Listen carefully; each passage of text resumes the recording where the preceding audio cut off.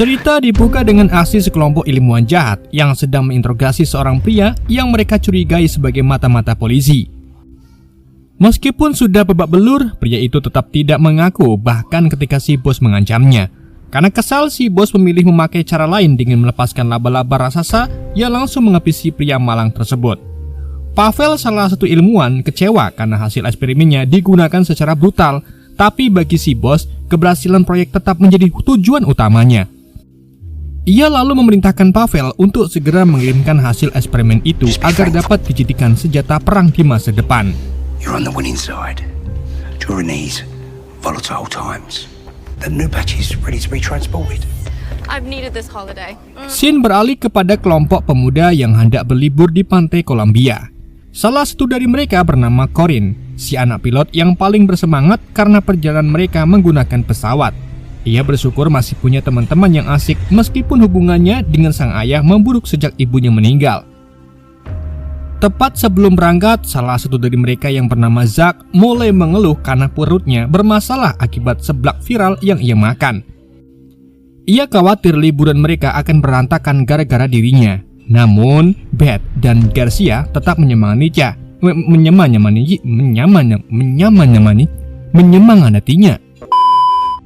Hingga akhirnya mereka naik pesawat tua, dan tanpa mereka sadari, pesawat itu juga dipilih Pavel untuk mengirim ribuan laba-laba hasil eksperimennya. Setelah masuk pesawat, Corin dan temannya duduk di kabin ekonomi bersama penumpang lain yang jumlahnya tidak banyak. Grace terlihat bertemu pria tajir incarannya dan mereka sempat saling melirik. Di sisi lain, seorang pramugara bernama Mas Bram masih pusing akibat sisa mabuk semalam, tapi ia tetap memaksakan diri bekerja meski wajahnya tampak kusut. Sementara itu di ruang kokpit, kopilot yang bernama Valerie menceritakan rencananya untuk menikah. Sedang pilot Reves juga menyampaikan niatnya pensiun agar bisa quality time dengan anaknya. No, not another one. Guess I might miss you too. Singkat cerita, pesawat akhirnya berangkat menuju Kolombia. Corin dan teman-temannya sudah tak sabar membayangkan betapa serunya berenang di sana. Namun pesawat mulai diguncang turbulensi cukup kuat meskipun pilot menyebutnya masih termasuk ringan. Para penumpang panik, terutama mereka yang baru pertama kali terbang. Pavel yang seharusnya tenang justru paling gelisah karena takut guncangan itu mempengaruhi laba-laba eksperimennya.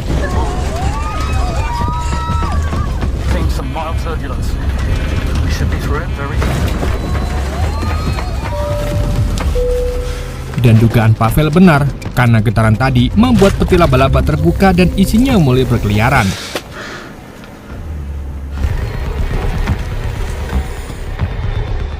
Di tengah hiruk-hiruk pikuk, seorang pria bernama Edwin kesal mendengar suara renyah biskuit dari penumpang tua di depannya. Ia langsung protes dan meminta pindah ke kabin VIP karena tidak tahan berada di kabin murah. Karena ia mengancam punya orang dalam, akhirnya ia pun pindah. Di waktu yang sama, seorang pramugari bernama Julie mendengar suara berisik dari ruang kargo yang berada tepat di bawahnya. Karena penasaran, ia pun memutuskan mengecek sumber suaranya. Namun turbulensi berikutnya membuatnya kesulitan bergerak. Hingga akhirnya ia menemukan salah satu peti yang sudah kosong. Dan tiba-tiba Julie langsung berteriak dan diserang oleh Opet, musuhnya laba-laba yang besar.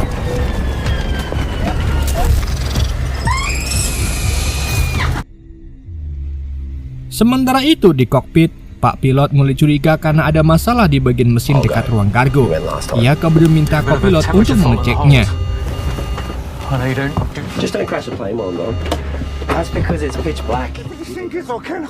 Setelah turbulensi mereda, Pavel kembali bertanya dengan panik karena pesawat terus berguncang padahal mereka sedang berada di udara.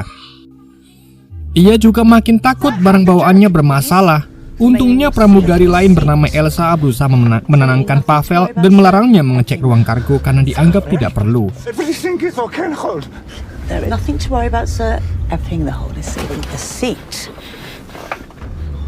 Sementara itu, Zach yang tidak tahan lagi dengan dorongan seblak di perutnya bergegas ke toilet untuk dan memasang softland untuk memperbaiki penampilannya. Grace dan pria incarannya juga saling memberi kode untuk ke toilet bersama. Sayangnya nasib Zach kurang beruntung. Tanpa ia sadari, laba-laba kecil sudah menempel di softland itu dan ketika terpasang, membuatnya mengeram kesakitan yang luar biasa.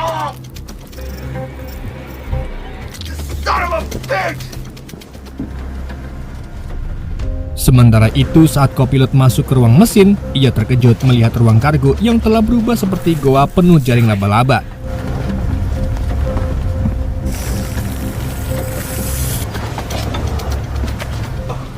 Di waktu bersamaan, Zack masih menahan sakit luar biasa karena matanya digerogoti laba-laba kecil tersebut.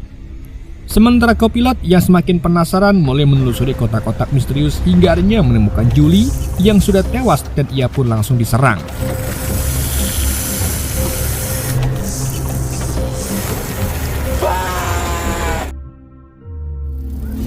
Dalam waktu singkat, laba-laba itu telah menyebar ke kabin penumpang.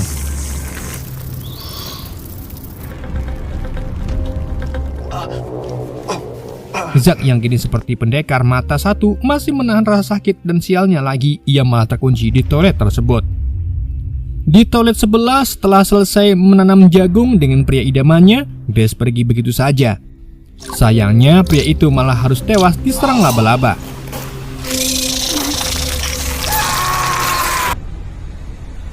Ancaman laba-laba kini mulai menyebar meski sebagian besar penumpang belum menyadari bahaya sebenarnya.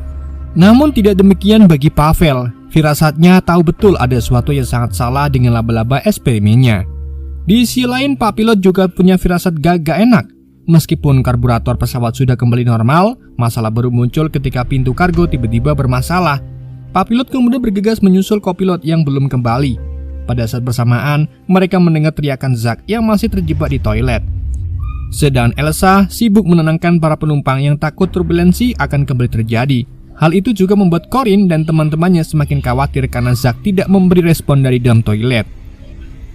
Di tengah kepanikan itu, Pak Pilot tiba-tiba muncul dengan banyak luka. Ia berlari meminta seluruh penumpang berlindung tanpa menjelaskan bahwa ribuan laba-laba telah menguasai ruang kargo. Ribuan laba-laba pun berhamburan dan langsung menyerang membuat kekacauan.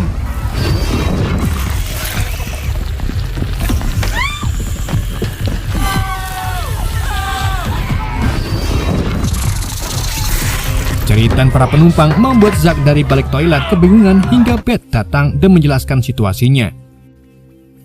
Tak lama datanglah Elsa dan Mas Bram. Mereka segera memblokir pintu masuk menggunakan koper dan barang seadanya. Tetapi sebelum itu mereka harus membasmi laba-laba yang sudah berada di sekitar mereka. Beth menjadi orang yang paling panik karena semua ini jelas di luar nalar. Kini mereka bingung harus berbuat apa menghadapi spesies laba-laba yang dapat tumbuh besar dalam waktu yang singkat. Mereka mulai kebingungan dan membicarakan asal-asal laba-laba itu. Mas Bram menjelaskan menurut info dari kopilot, laba-laba itu berasal dari ruang kargo. Corin heran bagaimana hewan sebanyak itu bisa lolos dari pemeriksaan bandara. Dan terlebih lagi, bagaimana mereka bisa tumbuh dengan begitu cepat.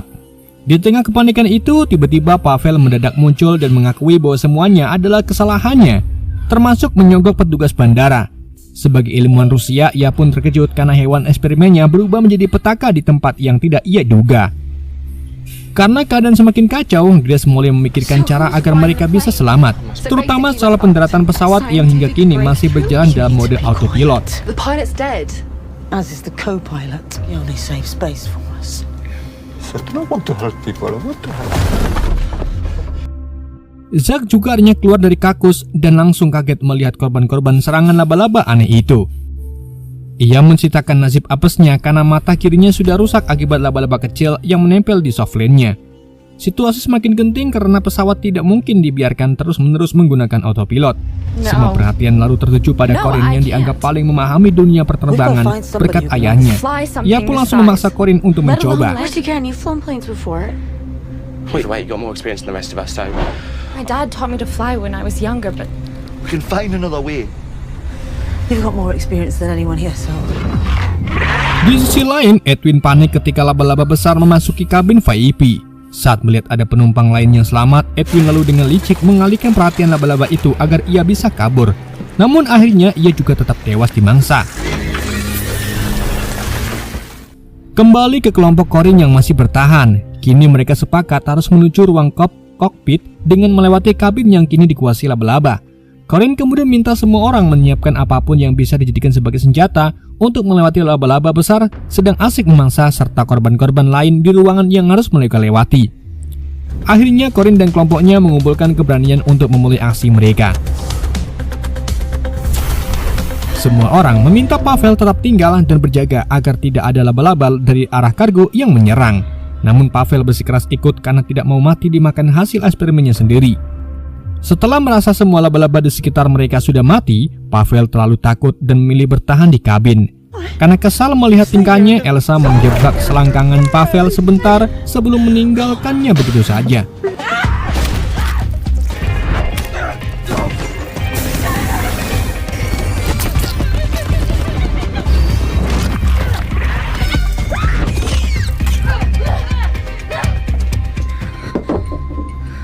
Sesampainya di pintu depan kokpit, Corin menemukan Pak Pilot masih hidup meski sudah sekarat. Corin buru-buru mintanya bertahan sebentar saja, minimal cukup untuk mendaratkan pesawat. Namun Pak Pilot justru menyuruh Corin yang melakukannya sambil menyebutkan kode masuk kokpit. Sayangnya baru terdengar angka 397, Pak Pilot wafat. Corin pun langsung panik karena angka terakhir tidak sempat terucap sebelum sang pilot akhirnya tewas. 3971! Di saat yang sama, Mas Bram dan yang lainnya melihat laba-laba raksasa tak jauh dari posisi mereka. Sayangnya tak lama ia malah dimangsa bersama dengan Elsa.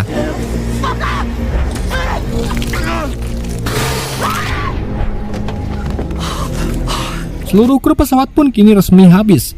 Teman-teman Corin pun juga masih terus bersembunyi di tengah ancaman makhluk itu. Tak lama kemudian, Beth menemukan sebuah pistol, tetapi pelurunya hanya tersisa 1 butir. Sementara Corin panik karena laba-laba raksasa datang, namun ia masih belum berhasil masuk kokpit. Corin lalu mengandalkan metode acak angka hingga akhirnya berhasil masuk kokpit tepat waktu sebelum laba-laba itu menerobos masuk. Corin bergerak cepat untuk meminta bantuan melalui radio, berharap ada pihak bandara yang bisa mengajarinya mendaratkan pesawat. Sayangnya radio tidak berfungsi sehingga ia pun memutuskan menghubungi ayahnya yang sudah lama tidak ia kontak. Sementara itu dengan 1 peluru terakhir, Beth berniat melubangi badan pesawat agar laba-laba tersedot keluar. Namun rencana itu hanya bisa berhasil jika perhatian laba-laba dialihkan ke titik yang tepat. Hingga akhirnya rencana mereka berhasil dan membuat laba-laba itu terjebak. Here, come and get me! Woo! I'm here!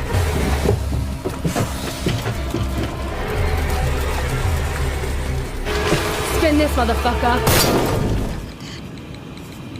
Di sisi lain, Corin akhirnya tersambung dengan ayahnya dan meminta bimbingan mendaratkan pesawat.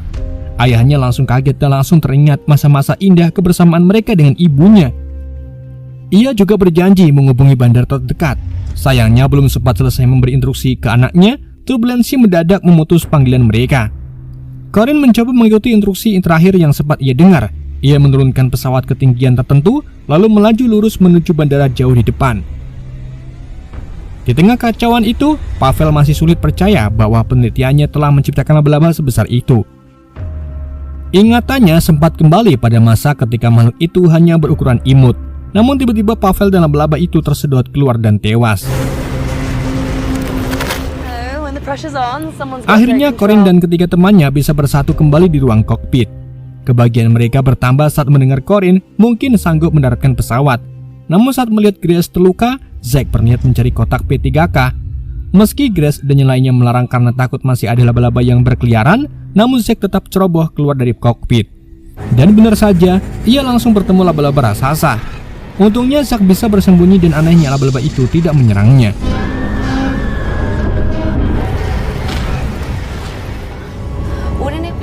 Ketika pesawat mendekati bandara, turbulensi kembali terjadi.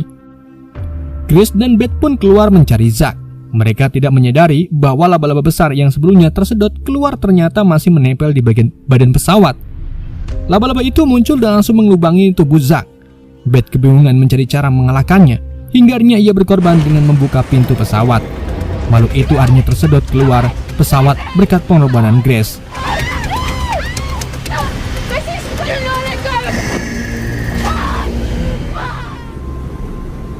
Beth hanya bisa menatapi pengorbanan Grace sambil menangis di antara banyaknya korban serangan laba-laba. Setelah melalui pendaratan yang menegangkan, mereka tidak percaya Corin benar-benar berhasil membawa pesawat mendarat dengan selamat. Kedua laba-laba raksasa pun mati terlindas dalam pendaratan itu.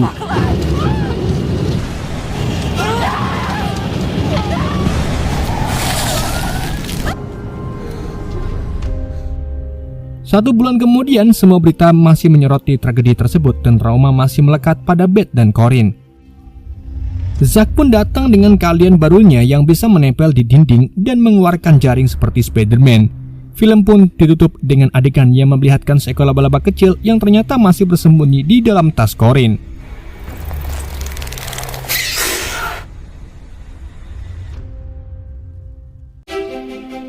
Oke guys, itulah alutsista film Spider-on-Plan. Semoga kalian terhibur dengan alutsista yang saya bawakan. Mohon maaf jika ada kesalahan dalam penyampaiannya ataupun penyebutan nama. Sekian dari Yende, sampai jumpa di video berikutnya.